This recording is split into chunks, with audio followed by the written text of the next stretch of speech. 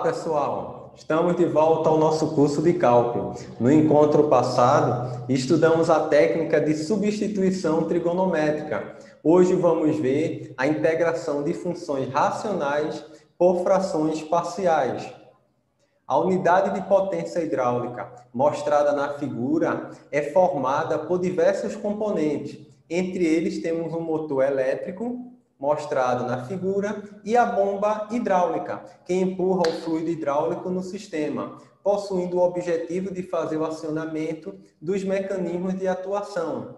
Cada bancada do Laboratório de Hidráulica do Instituto Federal de Pernambuco, Campus Recife, elas são alimentadas por uma unidade de potência hidráulica, acionada por um motor elétrico de velocidade ajustável, que fornece uma vazão contínua de óleo a uma pressão pré-ajustada, em aproximadamente 80 kgf por centímetro quadrado. Hoje, iremos estudar os momentos de inércia, como mais uma aplicação das integrais. O momento de inércia de massa, de parte girante, por exemplo, ele é utilizado no tempo de parada, que é considerado na análise do golpe de Ariete, em tubulações de recalque. Vocês irão estudar esse assunto numa disciplina chamada máquina de fluxo. Já o momento de inércia diária, que vamos fazer exercício na aula de hoje, o momento de inércia da área de uma seção transversal, de um tubo, por exemplo, ele pode ser utilizado para calcular a flecha máxima no meio de um vão e também verificar se é necessário, por exemplo, a utilização de suporte para essa tubulação.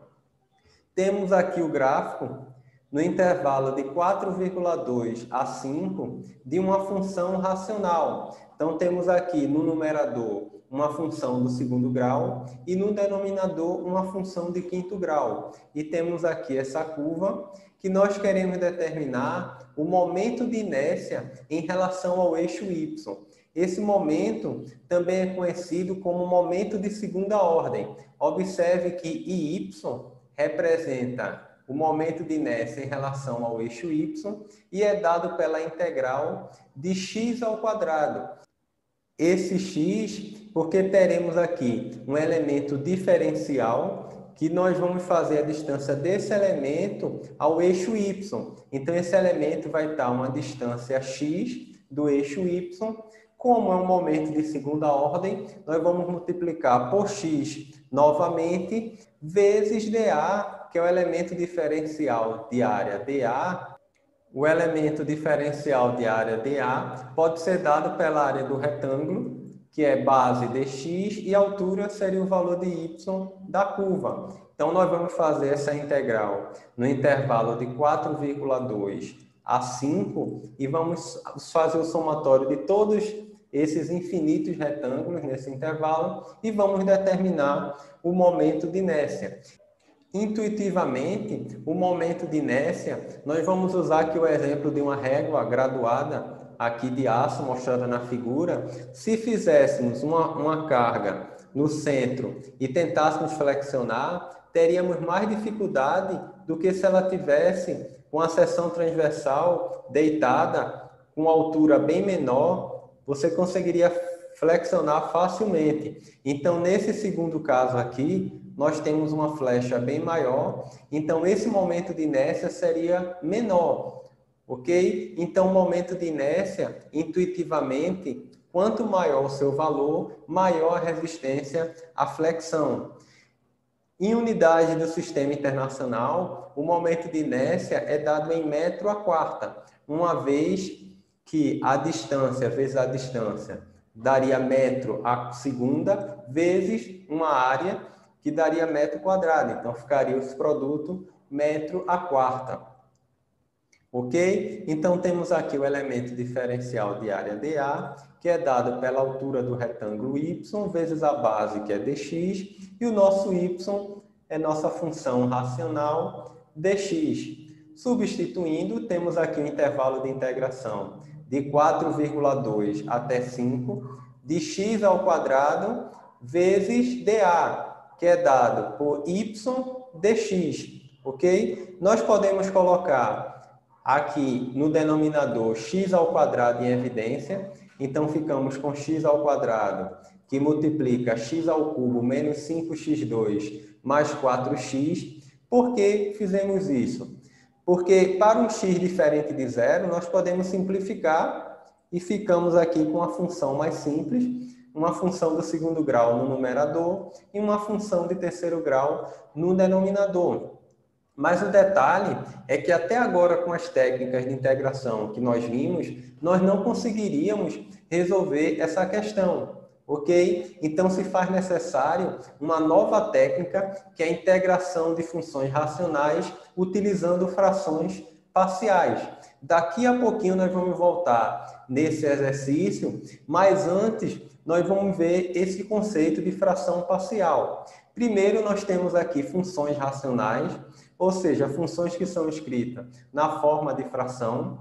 Então, estamos trabalhando aqui com funções polinomiais no numerador e no denominador. Nós temos aqui a função f, pode ser considerada uma função racional própria, porque o grau do polinômio do numerador ele é menor que o grau do polinômio do denominador. Já a nossa função g de x, ela é uma função racional imprópria, uma vez que o grau do numerador ele é maior que o grau do denominador. Então, temos aqui um polinômio do quinto grau e aqui no denominador um polinômio do terceiro grau. Por isso que é uma função racional imprópria. Imagine que nós queremos fazer a integral de 6, que é uma constante, dividido por x menos 4 dx. Ok? Se nós tirarmos essa constante, que é 6, vamos ficar com 1 sobre x menos 4, que a primitiva de 1 sobre x menos 4 seria o ln do módulo somado com a constante. Observe que se nós fôssemos derivar essa primitiva, a derivada da constante daria 0. Ok? Temos a constante 6 aqui no produto. A derivada de ln ficaria 1 sobre x menos 4, vezes a derivada do que está dentro do módulo. Mas como é uma função de primeiro grau, a derivada dessa constante seria 0 e a derivada da função identidade seria 1.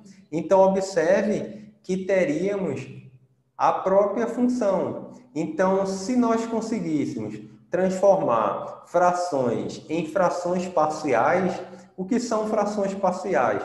São frações mais simples, cuja integral fica bem mais fácil.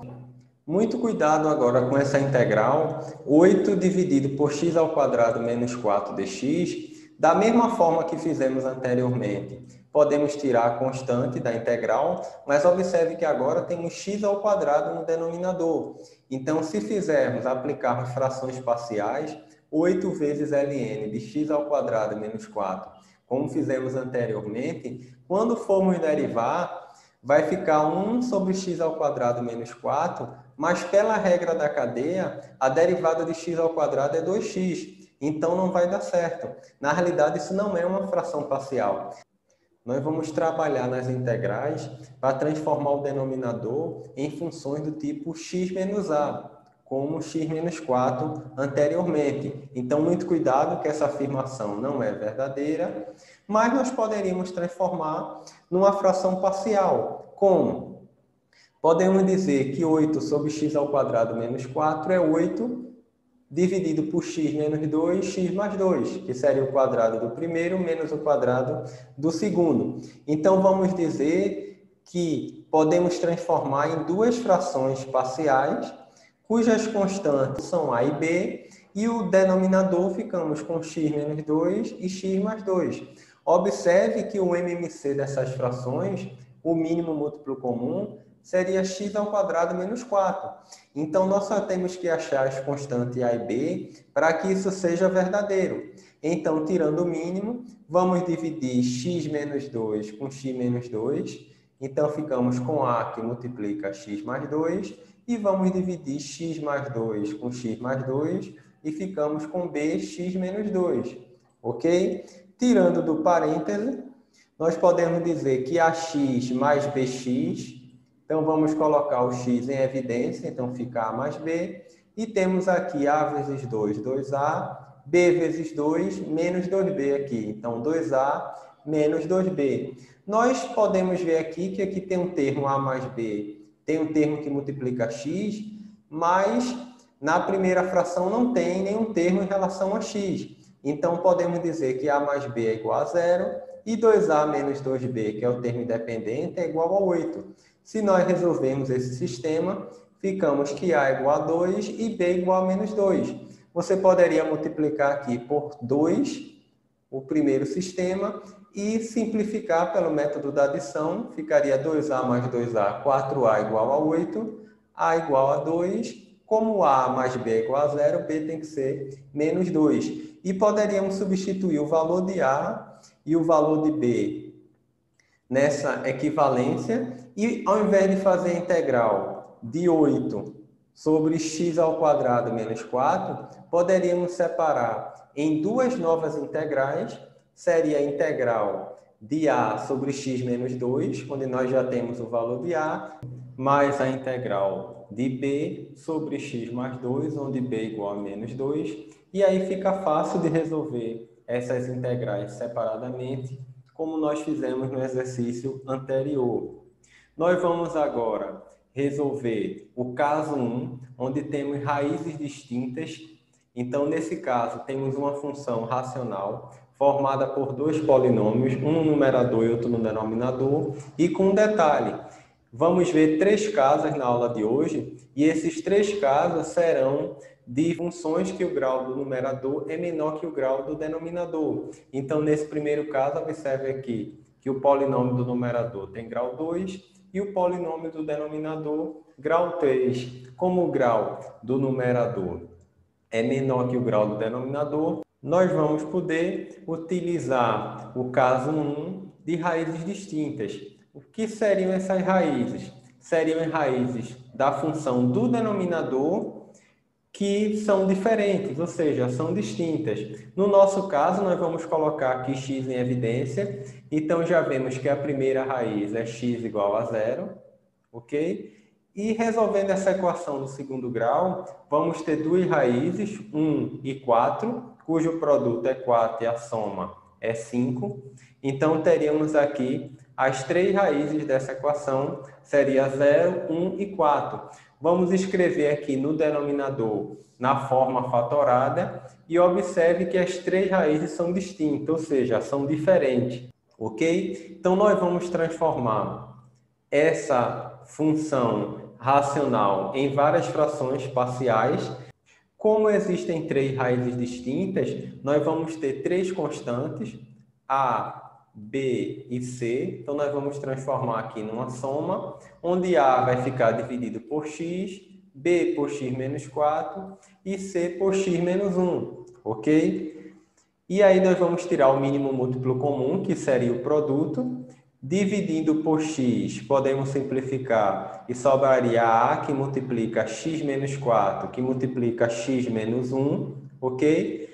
Mas vamos dividir agora todo esse denominador por x menos 4, então ficamos com x que multiplica x menos 1 vezes b, mas vamos agora dividir por x menos 1 e ficamos com x que multiplica x menos 4 vezes c. Vamos multiplicar aqui primeiro com primeiro, primeiro com segundo, segundo com primeiro e segundo com segundo. Fazendo esses cálculos, ficamos com a que multiplica x ao quadrado menos 5x mais 4, mais b que multiplica x vezes x, x ao quadrado, x vezes 1. Então, ficamos com b que multiplica x ao quadrado menos x, mais c, x vezes x, x ao quadrado, menos x vezes 4, menos 4x. Nós vamos agrupar essas constantes em relação aos termos, aos coeficientes de x ao quadrado. Então, nós temos aqui ax ao quadrado mais bx ao quadrado mais cx ao quadrado. Vamos colocar o x ao quadrado em evidência. Em seguida, vamos colocar o x em evidência. Então, ficamos aqui com menos 5a, ok? Menos b, que seria b vezes x. Então, menos bx ficaria menos b. E c vezes menos 4x ficaria menos 4cx. Como o x está em evidência, ficamos com menos 4c. E aqui o termo independente, ficamos apenas com mais 4a. Relativo a esse produto de 4 vezes a, ficamos com 4a. Ok? E vamos montar um sistema. Temos 3 incógnitas a determinar, A, B e C. Então, precisamos resolver um sistema de 3 equações, ok? Para determinar essas incógnitas. Então, temos aqui que em x ao quadrado, A mais B mais C tem que ser igual a 2, ok? Que é da nossa integral. Então, 2x ao quadrado, então forçamos aqui que A mais B mais C tem que ser igual a 2. Observe que não existe nenhum termo de x no numerador. Então, vamos dizer que menos 5a menos b menos 4ac é igual a 0. E, por fim, 4a igual a 8. Então, ficamos aqui com 4a igual a 8. Observe que esse sistema já está praticamente escalonado. Então, se 4a é igual a 8, nós temos que a é igual a 2. Substituindo a igual a 2 nessa primeira equação e passando para o segundo membro, ficamos que b mais c é igual a 0. E substituindo a igual a 2 na segunda equação, ficamos com menos 5 vezes 2 daria menos 10. Passa para o segundo membro mais 10. Então, temos que menos b menos 4c igual a 10.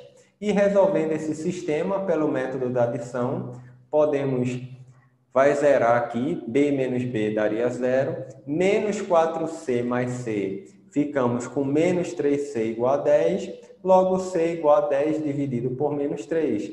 Então, temos aí o valor de c. Mas observe que b mais c é igual a 0, então b tem que ser o simétrico, o oposto, que seria 10/3, para que a soma dê 0. Então, temos aí o valor das constantes a, b e c, e vamos substituir, ok, para encontrar as nossas frações parciais. Substituindo aqui o valor de A, de B e de C, ok? Ficamos agora, escrevemos essa função racional como uma soma de frações parciais, o que vai facilitar e muito a nossa integral.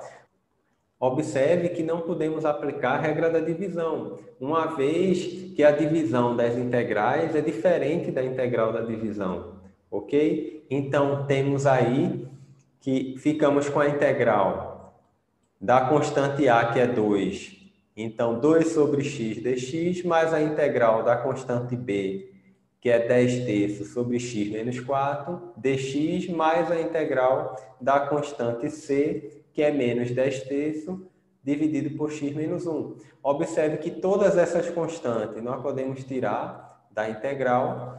E cada fração parcial dessa aqui, cada denominador, vai ser o ln do módulo respectivo. Então, temos aqui 2 vezes o ln do módulo de x, mais 10/3 ln do módulo de x menos 4, menos 10/3 ln do módulo de x menos 1, e não se esqueça da nossa constante de integração, que aqui eu chamei de k para não confundir com a constante c. Um detalhe também interessante é que se você deriva, por exemplo, ln de x, você vai encontrar facilmente 1 sobre x. Então, seria 2 sobre x. Observe que a derivada de ln do módulo de x menos 4 é 1 sobre x menos 4, vezes 10/3. Então, você vê que uma vez determinada as frações parciais, facilmente você consegue encontrar a integral. Agora, qual a dificuldade? Em muitos casos, é muito difícil determinar o valor de A, B, C, D. Observe que se tivéssemos 4 raízes, a gente ia ter muito trabalho em resolver um sistema, por exemplo, de 4 equações. Para resolver os sistemas de equações, você pode utilizar qualquer método, como, por exemplo, o método de escalonamento, o método de Cramer, ou qualquer outro que facilite a sua resolução. Observe aqui nessa questão em particular que nós não podemos fazer x igual a 0, uma vez que não faz parte do domínio dessa função racional. Se eu colocar aqui x igual a 0, nós estaríamos dividindo um número por 0 e nós vimos que isso não existe, ok? Mas, nesse caso, nós vamos fazer x igual a 0, fazendo como? Nós vamos ocultar esse termo aqui, a dividido por 0, e vamos ocultar o x daqui da fração racional. Como nós ocultamos esse termo aqui de A, nós vamos determinar exatamente o valor de A, substituindo x igual a zero na função racional, ocultando o x. Ok? E se nós ocultarmos o x e colocarmos zero aqui, observe que vamos ficar com 2 vezes zero ao quadrado é zero, então ficaríamos com 8. 0 menos 4 seria menos 4, 0 menos 1, menos 1. Menos 4 vezes menos 1, ficaremos com 4. E se dividirmos, ficamos com x igual a 2, quando nós ocultamos o valor de x. Então, observe que nós encontramos muito mais rápido a solução daquele sistema de 3 equações. Imagine se tivéssemos 4 ou 5 incógnitas a determinar. Esse método aqui é bem interessante. Vamos fazer agora x igual a 4. Não podemos dividir essa função racional por 4, porque não faz parte do domínio. Então, nós vamos ocultar x menos 4 e vamos ocultar também daqui, que é justamente o valor que vamos encontrar, que seria o valor de b. Quem seria b? Nós vamos substituir agora x igual a 4, ocultando x menos 4. Vamos tirar. Então, ficaríamos com 2x ao quadrado mais 8, x que multiplica x menos 1, ok? Substituindo x igual a 4, ficamos com 2 vezes 4 ao quadrado, então daria 32 mais 8, 40, dividido por 4 vezes 3, 12, e ficamos simplificando com 10 terços, que é a mesma resposta que encontramos resolvendo aquele sistema de equação. Observe que nós ocultamos x menos 4, e vamos ocultar agora x menos 1, e vamos substituir exatamente o valor que não faz parte do domínio, x igual a 1. Ocultando x menos 1, ficamos aqui com 2x ao quadrado mais 8 dividido por x menos 4. Substituindo x igual a 1, vamos ficar aqui com 10 sobre menos 3, que seria menos 10 terços, como ocultamos x menos 1. Ok? Então, esse método que nós vimos é um método bem interessante, é conhecido como método de ocultar. Não há nada escondido que não há de ser descoberto, ou oculto que não há de ser revelado. O próprio Jesus falou isso lá no Evangelho de Lucas 12:2. E Oliver Heaviside, engenheiro elétrico e matemático inglês, nasceu em 1850, descobriu esse método conhecido como método de ocultar, ou chamado também de método de Heaviside, que é um método bem interessante. Quando ele descobriu, ele não estava nem muito preocupado em provar esse método. Muitos matemáticos nem acreditavam. Tempos depois foi provado isso aí. Então, esse engenheiro, ele não se preocupava muito em demonstrar, mas ele viu que dava certo.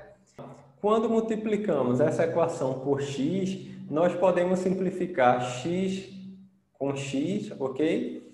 E aí ficamos com a, que é o que nós queremos descobrir, e também simplificamos com esse x, ok? Então, fica aqui a nossa fração, 2x ao quadrado mais 8, dividido por x menos 4 vezes x menos 1.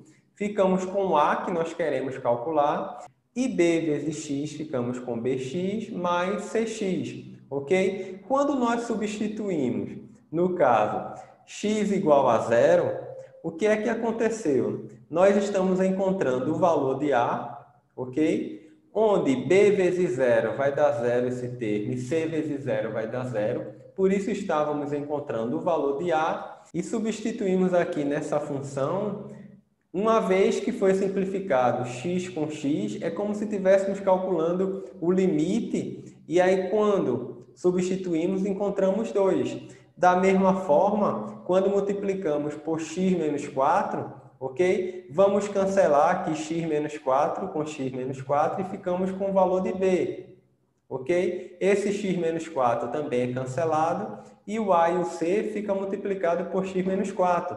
Aí vamos estar encontrando o valor de b. Quando substituirmos exatamente x igual a 4, aqui vai dar zero, aqui também vai dar zero, e ficamos com o valor de b, substituindo 4 na expressão, tirando o x menos 4, e encontramos os 10 terços. Da mesma forma, quando multiplicamos por x menos 1, podemos cancelar x menos 1, ok? Com esse valor também aqui ficamos para determinar o valor de C, e vamos substituir x igual a 1. Observe que o A e o B vai zerar, que daria 0 vezes B e 0 vezes A. E substituindo agora o 1, ocultando x menos 1, que foi cortado quando multiplicou, ficamos com menos 10 terços. Então, bem-vindos ao método de ocultar, que é muito útil, principalmente quando temos sistemas de equações lineares não escalonados, com 3 ou mais variáveis a se determinar. Iremos voltar ao nosso exercício inicial, onde estamos querendo determinar o momento de inércia em relação ao eixo y. Então, ficamos aqui com a integral definida no intervalo de 4,2 a 5 dessa função racional, que nós já fizemos a integral indefinida dessa função e vamos aplicar agora, utilizando os limites de integração. Observe que não precisamos colocar o valor da constante k, uma vez que vamos colocar o limite de integração inferior e superior. Vamos substituir x igual a 5 pelo teorema fundamental do cálculo. Então, ficamos com 2 vezes o logaritmo natural do módulo de 5, que é 5, mais 10 terços do ln de 5 menos 4, ou seja, ln de 1, que é 0. Então, esse segundo termo é 0, menos 10 terços do ln de 5 menos 1, e vamos substituir x igual a 4,2, ok? Fazendo f de b menos f de a, onde f de b é a primitiva da função, pelo teorema fundamental do cálculo. Você pode calcular esses valores com sua calculadora científica, ok? E vamos chegar que o momento de inércia em relação ao eixo y é menos 1,402, temos aqui menos com menos é mais, 6,372, logo, o momento de inércia em relação ao eixo y é 4,97 metro a quarta. Observe que estamos trabalhando no sistema interno. No nosso vídeo, nós falamos nessa aula um pouco sobre o momento de inércia. Irei deixar um link na descrição do vídeo para quem quiser aprofundar esse assunto de uma aula do curso de estática sobre o momento de inércia. Gostaria também que você deixasse nos comentários desse vídeo os conceitos, alguma curiosidade, aplicação dos sistemas hidráulicos, ok? Então, na próxima aula, a gente vai estar aí vendo área entre curvas. Então, até mais, forte abraço aí, fiquem na paz e até lá, se Deus quiser.